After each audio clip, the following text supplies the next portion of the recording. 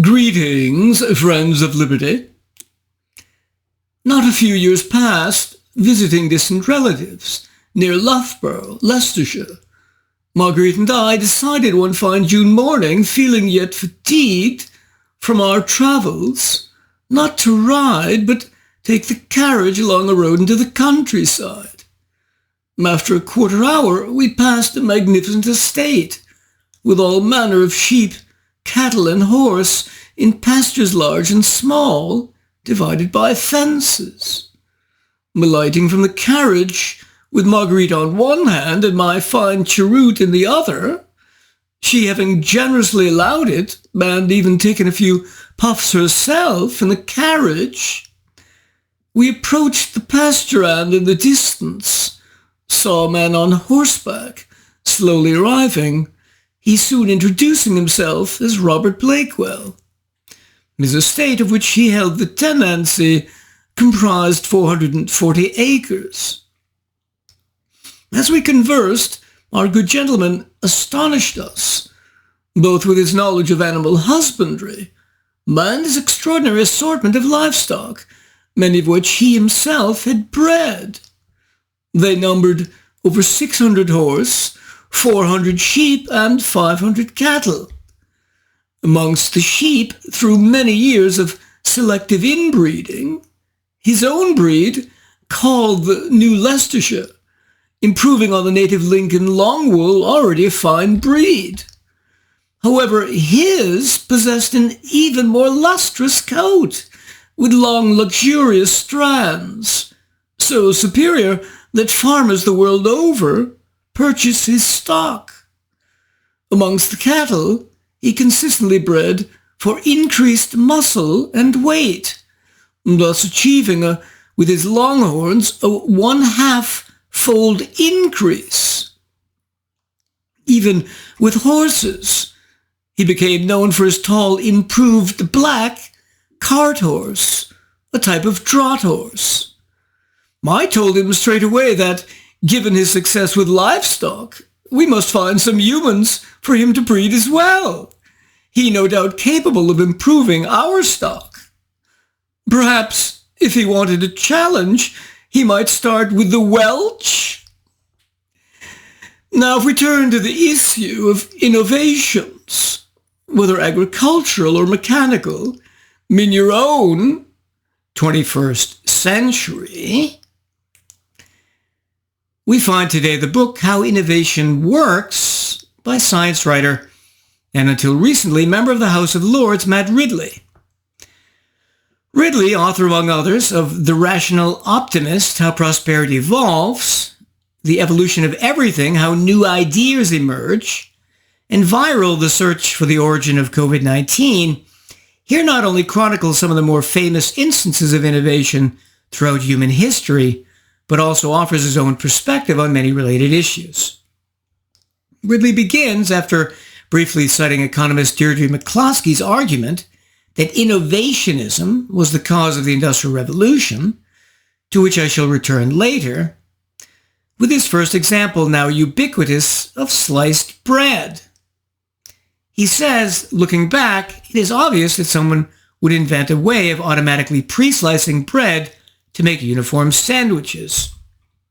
Otto Rohwedder, an Ohio jeweler and optician, was the one, its invention requiring over a decade, partly because he lost his first design to a 1917 fire, and partly because he needed to invent a new type of packaging to keep the bread fresh after he sliced it. But by 1928, he was done, and the daily work of mothers making sandwiches for their youngsters going to school was forever quickened. What does this example teach us, Ridley suggests? How A, great inventors don't necessarily need 5 postdocs, and B, how hindsight is certainly 20/20, but foresight in these matters much worse, at around 2,500 or even 21,000. Let's move next to one of the historically most momentous examples, that which started the Industrial Revolution itself, the first controlled conversion of heat to work, the steam engine. Ridley here describes, A, the efforts of pioneers like Thomas Savery, who ended up receiving a 35-year patent for raising water by the impellent force of fire, like Dennis Papin, who invented a steam-driven cylinder and piston and soon dreamt of constructing steamboats, and like Thomas Newcomen making the first practical steam engine in 1712. B, how at this very early stage, given how expensive early steam engines were, their marginal performance and need for fuel, the perfect place to use them was in pumping water out of coal mines. And that's exactly what Newcomen's engine did. Pumped 10 gallons of water 12 times a minute, lifting the water 150 feet out of the mine. C, by 1763, newcomer James Watt had realized something about Newcomen engines in general. 3/4 of the energy of the steam was being wasted in reheating the cylinder during each cycle, after it had been cooled with injected water to condense the steam. So simply used a container to cool the steam, letting the cylinder remain warm. What does Ridley conclude? Somewhat oddly, that Watt, brilliant inventor though he undoubtedly was, gets too much credit and the collaborative efforts of many different people too little. And why perhaps does Ridley think Watt gets too much credit? Perhaps because he thinks that putting the steam into a separate container should have been spotted much earlier. Again, hindsight is 20/20. Let's move to another paradigmatic example, Thomas Edison inventing the light bulb in 1879. Ridley points out, in this case, that, number one, 21 different people can lay claim to have independently designed or critically improved incandescent light bulbs by the end of the 1870s, mostly independent of each other. Number two, Edison was the one who made light bulbs reliable. In finding that Japanese bamboo was capable of lasting more than 1,000 hours as a filament, was the first to bring everything together, to combine it with a system of generating and distributing electricity, and to mount the first workable challenge to the incumbent technologies of the oil and gas lamp. 3, like most inventions, the price of light has plummeted. Ridley saying, a minute of work in 1880 on the average wage could earn you 4 minutes of light from a kerosene lamp. In 1950, could earn you more than 7 hours from an incandescent bulb. In 2,120 hours. Let's turn next to the illustrative case of fracking, so little pursued in overregulated Europe. A, for the oldsters among us, do you remember all those peak oil analysts on the business cable news? One was famous oil expert M. King Hubbard, who predicted that natural gas production in the United States would peak in 1970 at 38 billion cubic feet per day and decline. In fact, it was 58 then and still rising. Today, it is over 80. B, contrary to what Bjorn Lomborg implied in his book False Alarm, that fracking occurred mainly because the government subsidized research on it, the reality, as Ridley points out, is that experimentation in fracking technology was indirectly stifled by the government, just as it has been with nuclear energy. The government in the 1970s set a price cap, which effectively halted gas exploration in its tracks. Also, B, passed several measures to forbid the generation of electricity by gas in any utility that could get access to coal, and C, forbade the building of plants that could not use coal. With the arrival of Ronald Reagan, arrived deregulation. C, with that freedom, drillers discovered slickwater hydraulic fracturing in the 1990s in Texas, and the new ability to drill round corners.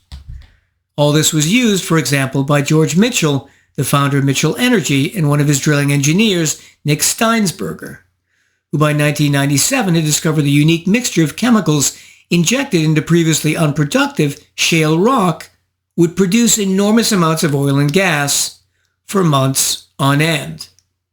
All discovered by trial and error, just like Thomas Edison, and which made Mitchell a billionaire. Let's transition to the next big invention, it all starting with Fritz Haber's 1908 discovery of how to fix nitrogen from the air to make ammonia by reacting it with hydrogen in the presence of a catalyst under pressure. This, one of the greatest historical inventions, enabled both undreamt of increases in agricultural productivity and the explosive destructiveness of modern warfare. Humanity had long understood both functions, first using manure, of course, on fertilized fields, and secondly with some kings, such as Charles I, decreeing that their subjects save their urine in receptacles for manufacturing gunpowder.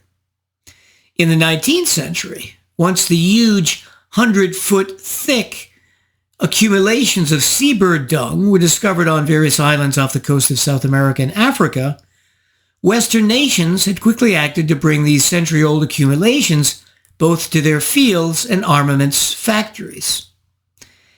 Haber's discovery for how to directly produce ammonia left the seabirds on their lonely islands off the coasts of Peru and Namibia in peace once again. Ridley describes at length, after Haber's theoretical breakthrough, the lengthy and at times exceedingly difficult work of innovation it required on the part of the chemical company BASF and director Carl Bosch to turn Haber's discovery into practical reality. After this, one couldn't desire a more natural segue to the Green Revolution, which started in the 1950s and 60s when agronomists like Norman Borlaug, he under the auspices of the Rockefeller Foundation, developed new types of wheat and eventually rice that could absorb great amounts of applied nitrogen fertilizer without toppling over with their increased weight in the wind and rain. This enabled an increase of production up to 100% not only in Mexico, where Borlaug was stationed, but throughout Asia and parts of the Middle East.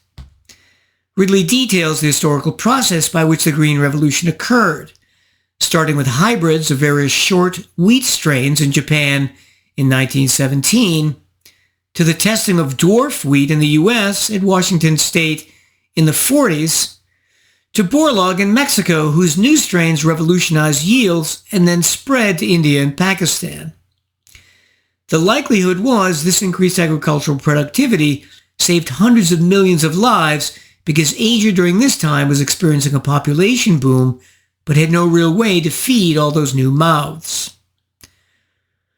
One minor mistake that Ridley makes here is in not realizing that the institution which developed these revolutionary cultivars was the private Rockefeller Foundation, who gave Borlaug enormous freedom along with money to experiment, while on the other hand, the public Aggies had been sitting on this for many decades. Let's wrap up this historical section by showing some additional examples. A. Lady Mary Montagu's observation in 1717 of how inoculation for smallpox was practiced in Turkey. She introduced it to England, fighting society's resistance to the procedure by repeatedly proving its effectiveness. B. What Ridley claims to be the greatest killer of the modern world, smoking, which he calls an innovation. I suspect, however, that the habit of overeating, killing about 4 million people worldwide per year, is not far behind. You might as well complain about the weather, given all the pleasure both smoking and eating give people. C, the fact that, because of innovation in the car industry, prices have dropped from the equivalent of working 2,625 hours to buy a Model T to just 501 hours in 2013 to buy a Ford Fiesta. D, the fact that a total of at least $70,000 was used to finance the governmental attempt to build the first airplane, which was a miserable failure, crashing in the Potomac on its only attempted flight, while the Wright brothers built theirs for about $1,000. E, how do the constant innovations in airplane safety and technology in 2017, for the first time, there was no death as a result of a commercial passenger jet crashing. A truly extraordinary achievement, given that 60 billion passenger miles were flown that year in the US alone. F, how the potato, whether or not it was simply the introduction of a new plant or an innovation, led to a great increase in well-being in Europe, being 3 times more nutritious than wheat and also able, unlike wheat, to survive the depredations and passage of marauding armies, since it was often underground.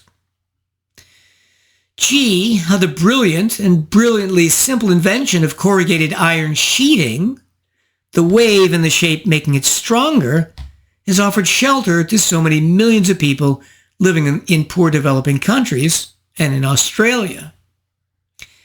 H, how Marconi, the inventor of the radio, after Hitler in Germany and Father Coughlin in the US used it to spread their ideological poison, asked in 1934, have I done the world a good or have I added a menace? I, and finally, how the fact that human beings started using fire a couple of million years ago, which enabled them, apart from warming themselves, to cook food, thus making food easily digestible and getting more calories from it, which led to us humans having bigger and bigger brains. Now, given that in this book, Ridley focuses not just on the history of innovation, of which I've given many of his examples, but also makes many arguments and points out the nature of the process, let's now finally turn to examine some of his theoretical claims. Number 1. In the very beginning, as mentioned, he defends economist Deirdre McCloskey's idea that what really distinguished the Industrial Revolution was its proliferation of innovation. A criticism. Even if it's true that the degree of innovation was unique, the deeper question is whether something else wasn't causing that increase. And there was. And that was the fact that England protected property rights, as it historically had, more than any other country in the world, and this was the real reason the Industrial Revolution happened there. By protecting property rights in so many areas of its society, from trade to capital goods, to freedom of speech and association, to the rights of individuals to form parliaments, the Industrial Revolution occurred here. So it wasn't a new type of economic system, but simply the intensification of one that England had been practicing all along. Number 2, throughout the book, Ridley constantly argues against the necessity for patents and copyrights, saying they retard the pace of innovation, implying that in many cases they're unjust because many different people usually contribute to a technological breakthrough, but only one person gets the patent. A. First, copyrights are the literary equivalent of patents, but nowhere does he say that an author shouldn't be able to receive a copyright for a book, only complaining that the copyright for his book will expire 70 years after he dies. Ironically. But length is not the issue. The issue is whether he or any author should receive any copyright, or whether imitators should just be allowed to rip off their work of many years. B. Secondly, shouldn't the inventor of the light bulb, an iPhone, an alternating current power, and Google's PageRank algorithm, and Bluetooth, and the telephone, and the inventor of Velcro have gotten patents for their inventions? 3, he claims as mentioned throughout the book that many more people are responsible for inventions and innovations than we usually recognize, even saying the individual is strangely dispensable. If a carriage runs Swan or Edison over in their youth, or a car runs Page and Brin over, the world does not end up lacking light bulbs or search engines. This might seem a little harsh, but it is fairly undeniably true of every scientist and inventor who ever lived. I would point out that he's really not proving anything here since he has an infinite amount of time to be right. Sure, at some point, someone will come along for every invention. But under a normal time span, counterexamples here would include Aristotle. How many centuries would it have been until someone discovered the syllogism? B. Gregor Mendel, whose Nobel-caliber work in genetics sat untouched for 30 years. C. Alfred Wegener's theory of continental drift, which was rejected for about 4 decades. D. Ignaz Semmelweis, who understood the importance of sterile conditions during surgery and was at least 20 years ahead of his time. F. Avogadro's number, whose truth was ignored until after his death. And G. Carl Jansky's theories of radio waves coming from the Milky Way, ignored for over a decade. Secondly, even if a significant discovery would have been delayed only, let's say, 5 years, in a world of billions of people, that can mean an enormous difference in collective human well-being. Imagine if the Green Revolution had been delayed for 5 years, because Borlaug wasn't as brilliant as he was. Thirdly, when we're talking about great art, let's say in musical compositions, how many great composers have there ever been? Very few, likely under 100. And how many great works of art in musical composition in the 20th century? So for all of recorded history, 100 seems pretty rare to me. Number 4. He makes the excellent point that, often contrary to the common belief that only scientific discoveries lead to inventions, many times either pure trial and error experimentation by itself lead to a breakthrough, or B, the invention leads backwards to scientific discoveries. This occurred in fracking. First, engineers discovered how to do it, and then they figured out why it was happening geologically. 5.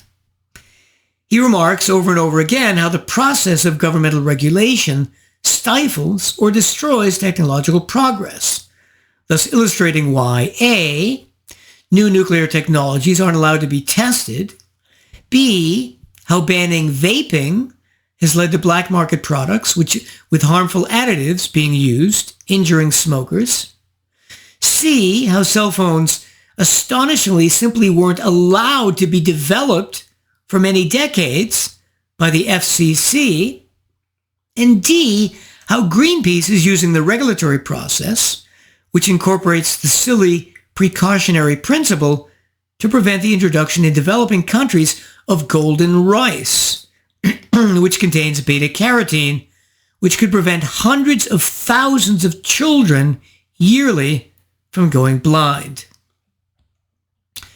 6. He points out how discoveries in other fields are often necessary, helpful, or complementary. So, for example, the Wright brothers needed the invention of the internal combustion engine and were also helped by the invention of the sewing machine, by which they quickly repaired torn wings. B, how the enormous pressures needed to make ammonia fertilizer required cutting-edge advances in the precision and strength of metallurgy. And C, illustrating the opposite, how Ada Lovelace and Charles Babbage, being so far ahead in thinking about computers, really didn't have the complementary technology to make it work. Number 7. He claims that eureka moments are rare, possibly non-existent. But this is absurd. I've had them myself, and it's very easy to find many others who have had them as well. In conclusion, despite having some theoretical disagreements, I would give this an A-. Very happy for my part that my cook is one of the most innovative in London, creating his very own dishes of hot pot halibut, fried peaches in rum and vanilla, and peppers and onions with the finest seared filet mignon sprinkled with his own mix of seasonings. I bid you well, and remain the Scarlet Pimpernel.